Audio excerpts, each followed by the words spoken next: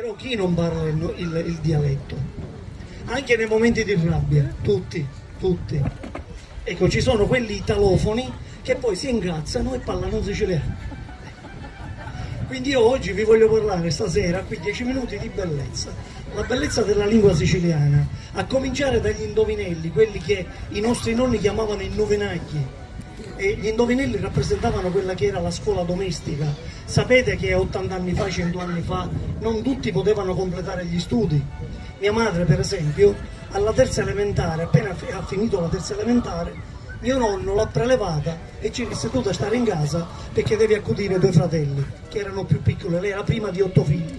Che cosa erano gli indovinelli? I novenagli. Era la scuola domestica. Si faceva a scuola attraverso i modi di dire, i detti, i motti. Difatti c'è un proverbio che dice: le mutte siciliane su pezzi di Vangelo, perché sono la saggezza, sono la verità. E c'era uno di questi scioglilingua, di questi indovinelli, me lo raccontava sempre una mia zia, all'epoca di quando io avevo 8-10 anni. Lei era già molto anziana e mi diceva: misi l'uturo mio a moggio misi, e nell'uturo lo moggio io c'ha via, quindi lo moggio con lo sombalise e si puitò l'uturo passò via, dinari una via per fare spesi, accordare si cubò non si potia, come avvisa sto dubbio un don mesi e lo marcio della poesia. Come avvisa sto dubbio un don mesi e lo marcio della poesia. Ma vedete, non era il problema, non era raggiungere l'obiettivo, scervellarsi, cioè mettere in moto il bambino o la persona a chi veniva rivolto, metteva in moto la sua intelligenza, la sua fantasia, la sua creatività. Che dice: ma so che poi ce n'era un altro, stanno venendo le nostre due pace, che ora ne venno pace e mariti, d'in capo hanno le figliolette nati, senza peccato come voi sapete. Stanno venendo le nostre due pace, che ora ne venno pace e mariti. C'era di confondersi. Però questo serviva a formare il pensiero di quel bambino che magari non era riuscito ad andare a scuola. Poi ai tempi si diceva, ai tempi le famiglie, parliamo di 100 anni fa, quando pressoché la civiltà era rurale, si facevano molti figli perché diventavano manodopera per la famiglia. Difatti c'era un detto che diceva: fanne quando una cerva e spartitelle con la terra, perché la cerva quando partorisce fa un minimo di 2 figli ogni volta. Quindi fanne quando una cerva e spartitelle con la terra. Vedete la bellezza anche della lingua siciliana. Ora sfido chiunque, io non ci sono mai riuscito, poi l'ho saputo perché mia zia, poi io mi ci sono messo in ginocchio e diceva: avanti zia, lo so che allora mi disse, però vedete, misi lo duro mio a moggio misi e dall'odoro lo moggio io c'ha via, quindi lo moggio con lo sombalese e si può l'odoro pasò. E poi ci sono i poeti. Per esempio in questo momento ci stiamo godendo di un bellissimo tramonto. Trapani, città del sale e del vento.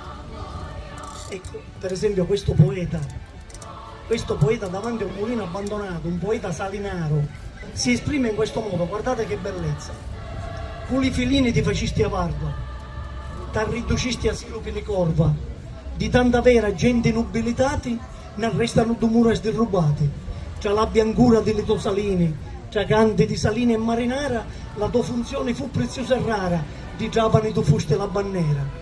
Ora, avutando l'occhio allo passato, penso che all'uomo è veramente ingrato.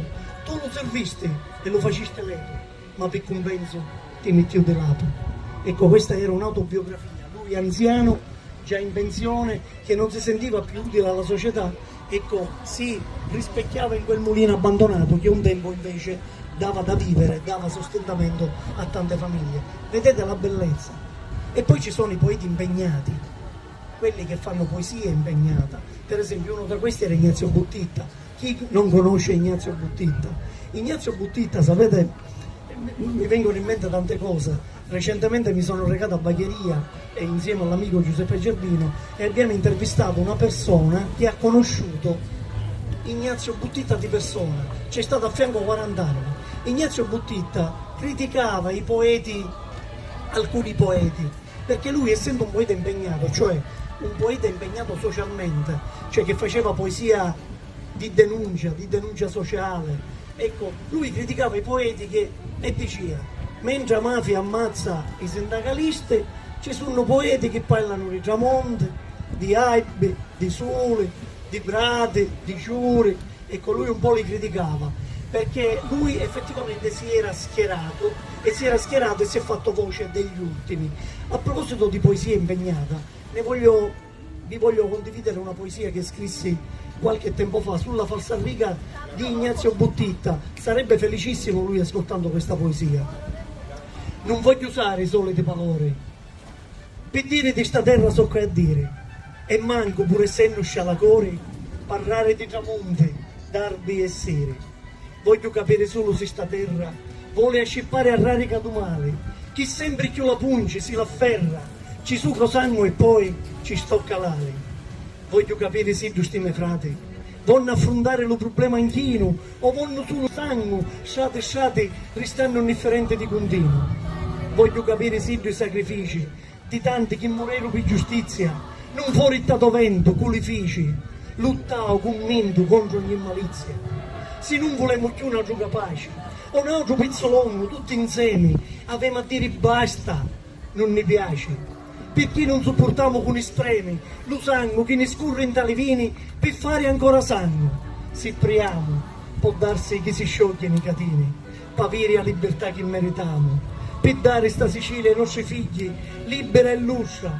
Tanno, si può dire, di libertà chiave, che suggigli, e poi di tramonti, darbi e sere. Ecco, questa è una poesia impegnata. E poi ci sono, grazie, e poi ci sono i poeti che con un'ottava siciliana, con 8 versi, manifestano tutto l'amore per la propria Sicilia, come questa per esempio. Sicilia, tu mi scorri in tale vini, sei terra di leggende antiche e sani, ndaluto solo ustettere un catini, elimi greci, sicoli e sicani.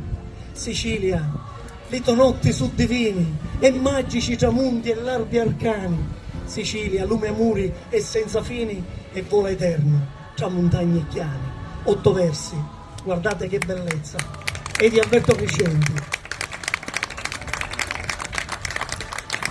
E poi quanti poeti hanno scherzato? Ecco, qualcuno poco fa dice c'è poesie scherzevoli? Sì, ne ho portate, non sono mie, anche se le ho fatte pure, sono di altri autori, e sono delle poesie scherzevoli. Guardate, io mi emoziono perché conosco, sì, grazie. Conosco i poeti che l'hanno scritto, per esempio Guglielmo Castiglia, molti di voi non lo conosceranno, poeta pacecoto che non c'è più, è per me il più grande poeta popolare del comprensorio trapanese. Ecco, guardate, un poeta analfabeta che scrive queste parole. Ha scritto un dialogo tra marito e moglie. Ascoltate. Rosina, occhi aperti con tua figlia, chi sulla culuzzito può ferriarlo. L'hanno incontrato curtiglia con le manuzze che vanno giocando. Sai che sti sonori per famiglia, se gli succederà qualche malanno, se dopo che l'inganna non se la piglia, ma cerca lo stivale di sonanno, risponde la moglie. Come gli affari, sogno consumato, ci lo preti con tutte le momente, ma non si persuare sta ingresciata.